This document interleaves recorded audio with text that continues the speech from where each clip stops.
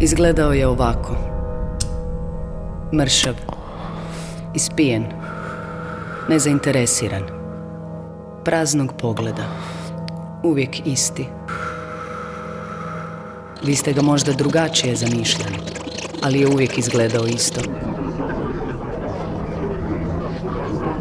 I kad mu je majka umrla.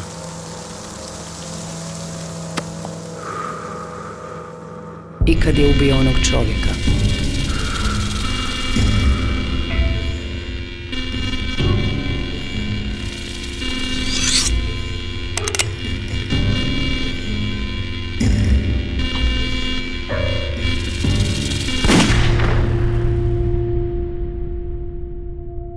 Jednom nije izgledao isto. Proveo je dan s Marijom, išli su plivati na bazen. Ili su išli u kino. Kao da se sjećam i jednog i drugog. Ali to nema smisla. I onako nije važno. Poslije su išli kod nje u stan. Ili je to bio njegov stan. Nije bitno. Samo su jednu stvar mogli raditi tamo. Možda su samo popili kavu i pričali. Kavu je pio i na sprovodu. Netko se toga sjetio na suđenju. Čovjek u plavom odijelu.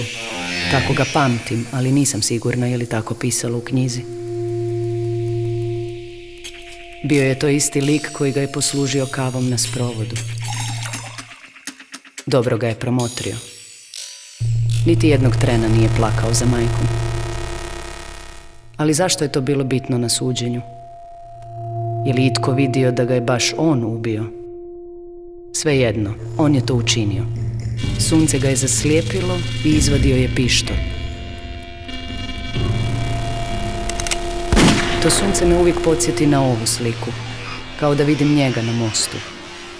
Ali on nikad nije bio uznemiren. Sjećam se psa, ali ne ovog. Čovjek sa šugavim psom živio je u njegovoj zgradi. Bio je bitan lik u priči, ali ne sjećam se zašto. Zamišljam ga jako zapuštenog, iako se uopće ne sjećam opisa. Možda je bio potpuno drugačiji. Otmjen. Ali ne bih rekla. Sjećam se jedino njegovog odnosa s psom. Uživao je u tome. Na kraju je pas uginuo, a on to nikako nije mogao preboljeti. Pitam se zašto se pas nije branio i zašto se on nije branio.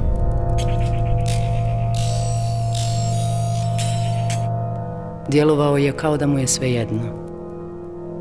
Kao da je nečiji tuđi život u pitanju. Možda je u sebi, ali to nije pokazao. Nekoliko se ja sjećam. Nije mario za njihovo mišljenje.